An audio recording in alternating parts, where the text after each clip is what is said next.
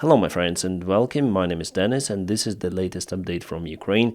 Guys, I would like to tell you some of the good news from the front lines, but today there are not many. Russia continued their attacks in Avdiivka direction, taking a couple of the villages just for the single day. Yesterday they took Lastochkina and today finally they took Stepova and Severne. Ukraine tried to counterattack in Stepova using extra forces and Abrams tanks, unfortunately losing one of those, so this counterattack failed for Ukrainian army today. So let's check the advancement of the Russian forces for today. It was yesterday and it is today. As you can see, gray area is also expanded up to those lakes. I believe that Russia will be stopped somewhere near to the lake line. So today Ukraine used this tank M1A1 Abrams without the uranium armor, I would say, and also with no drone protection. As you can see, just a naked tank, no grill on the top, no meshes, nothing. And here what happened to that tank, you can see huge fire. The tank was targeted by the drone. So this is the image probably from the Russian drone. You can see the aft part of the tank and the sides on fire. I just hope the crew was able to evacuate from this machine. The good thing for Abrams that the ammunition compartment is located at the back, so crew has pretty much high chances for survival.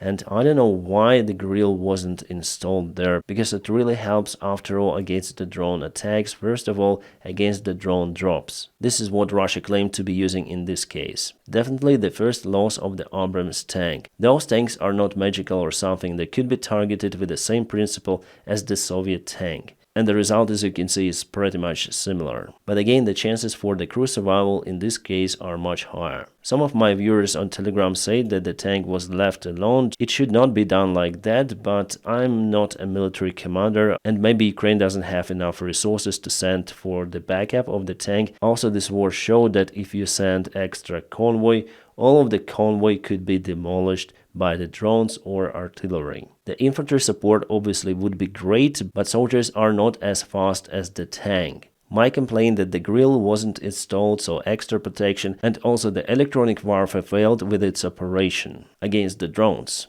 We also have the bad news about the Nasams launcher that was targeted by the Russian Lancet drone. It is not a decoy because you can see that it is moving over here. And also after it was targeted, you might see the rocket fuel burn. So I'm almost 100% sure that it is the real Nasams launcher. The radar of the system is placed somewhere else. So only missiles with the launching unit were targeted and destroyed. It happened on the south of Ukraine, 50 kilometers away from the front lines. I guess that this system was used to protect the Patriot system, which was used to target many of the Russian airplanes, especially on the south. It is always a great risk to deploy the air defense systems not far away from the front lines, especially when Russia has surveillance and kamikaze drones. The Lancet drone is their most capable. Now let's go to the good news. Ukraine set the trap in Robotyne and it still works, stopping the Russian attacks, as you can see.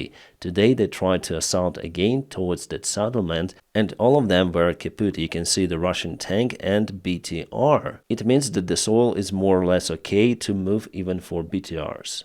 So one tank and two of those vehicles at the same time. Usually drones there do their job. Like in this case, for example, it was the Russian MTLB vehicle. This video was filmed by our guys, but later on something went wrong with this Russian BMP. My friends, here I post the screenshots only and the full videos plus more content from my site you may check out on my Telegram channel with a special link just below. You may find it in the video description or you may scan the QR code available on the screen.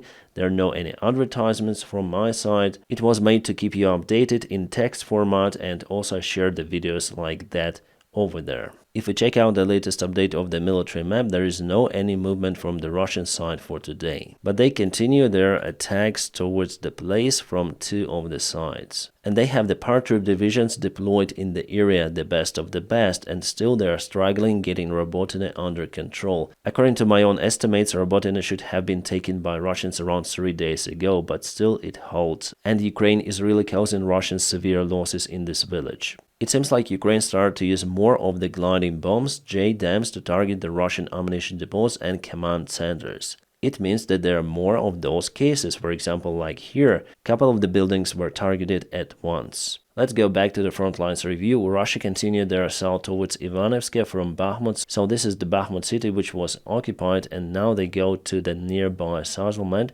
Ivanivsk. There is a heavy fight happening right now, I think even heavier than in Avdiivka, because it is happening in the urban environment in a couple of the streets of the village. Ukraine is widely using the FPV drones, which help a lot to get rid of the Russian infantry. Without those, it could be very hard for Ukrainian soldiers to fight in direct confrontation with the infantry. Now drones cause losses, and plus they demilitarize the Russian infantry. And as for Avdiivka and this military map source, you may see the gain of the Russian army in the sector. At the same time, they're losing their vehicles, but they use the aviation bombs to target Ukrainian positions. From all of the Russian tools, this one is the most devastating. We have some news about the German-made Taurus cruise missiles. The important statement from the German Chancellor was announced this morning regarding the topic of the long-range weaponry, including Taurus. So we were all waiting for the positive resolution from the Chancellor Scholz, but finally he said no. Even though Bundestag supported this initiative, Scholz personally is scared of Putin. He doesn't want to take responsibility for the possible Ukrainian attacks, for example, on the Kerch connection. The guy doesn't realize that the war has already been started. The war between Russia and their friends like North Korea and Iran, and the Western countries, so democracies. If they cancel the supplies right now, they would have to supply Ukraine many more of those tools in the future, because Putin will continue to raise the stakes and Germany will have to help Ukraine in that case. Yeah, this German chancellor is definitely at the wrong time, at the wrong place for Ukraine. At the same time, Germany sends the new military package to support the Ukrainian army. It is good, but still not enough. According to Ukrainian military intelligence, Russia has obtained 1.5 million artillery shells from the North Korea, and they plan to produce 2.7 million shells this year. The number of the shells they have is absolutely enormous compared to Ukrainian army. Yeah, we understand that the quality of the North Korean shells is not that great compared to the Russian-made, but still, 2.7 million Russian-made shells. It's a lot. You have now the understanding why Ukraine is unable to keep the positions, because those positions are totally being demolished by artillery and the Russian aviation bombs. At the same time, Ukraine has obtained just 30% of the artillery shells promised by the European Union. It is around 300,000, which is incompatible to the Russian side. Also, there are some rumors from Spiegel that Germany will buy some of the artillery shells from India and deliver those to Ukraine. I wonder why Der Spiegel publishes this information, because it's classified. But it is already everywhere in the press because of them, so we may talk about it. The Russian intelligence obviously knows about it too, but I don't think that India is happy that this information leaked to the press. They want to play between West and Russia, and sometimes this play goes wrong for them. The Ukrainian army could suffer a dramatic shortage of artillery shells after June 2024. In that case, the front lines would collapse and Russia will go on a massive scale attack. Hungary finally voted for the Swedish membership in NATO, so Sweden will join alliance in the coming days. Sweden will reinforce NATO a lot because they produce lots of the weaponry. And also there was the information before from the Swedish side that if they join NATO, they might release some of the fighter jets for Ukraine. Gripen jets. Well, we're gonna see. Biden calls for the meeting in Congress also with Mike Johnson about the military support for Ukraine. Hopefully they'll decide something. Zelensky says that Trump doesn't understand Putin because he has never fought him. I hope it will never happen because it will lead to the nuclear war. I think that Zelensky just knows that Trump wouldn't solve this issue, I mean the war in Ukraine. Trump is so sure that he's able to negotiate with Putin, but Putin is not willing to stop. He wants Ukraine. Zelensky also said that Ukraine will not be ready even for defense without the military support from the United States of America. So if Speaker Johnson and MAGA continue to block the military support of Ukraine, Ukraine will continue to lose the ground. It is logical. Without resources, our soldiers are unable to fight. At the same time, he says that if Ukraine obtains the military support from the United States, it will stop the Russian assault. Good news from Poland, they arrested those protesters who put the Ukrainian grain just on the ground out there.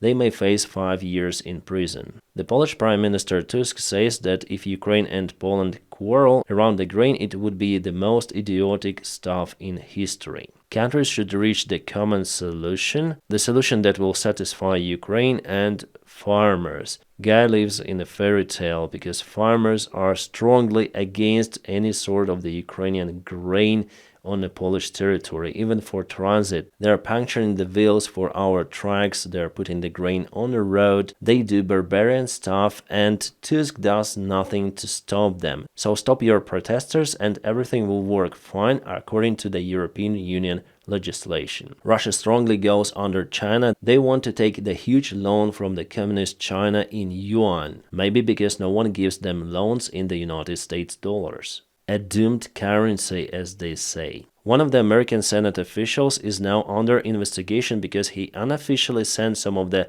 military support for Ukraine. We're speaking about the $30,000. They accuse him of being Ukrainian spy. What is happening? What is happening in the United States? Why they persecute or why they investigate this guy who wants to help Ukraine? Is Ukraine your ally or not? It's nonsense. We have the article about it in New York Times. Maybe my English isn't good and I didn't understand the news, but that is what I got from reading this article. Russians brought the trophied Bradley, which they were able to take in Ukraine, to the Russian Federation. As you can see, there are some of the holes in the armor of the vehicle, but still Bradley is in one piece, so very reliable vehicle. President Macron says that some of the countries of NATO discussed the issue of sending the troops to Ukraine, but there is no consensus at this stage to send the troops on the ground. He definitely says that nothing should be excluded. We will do everything that we must so that Russia doesn't win. And I read between the lines, even sending our forces to Ukraine. Something really new. Russia is selling a freaking toys of the Iskander systems. Those are launching the ballistic missiles, and they produced the one for kids between 1 and 5 years old, probably because the vehicle is kind of small.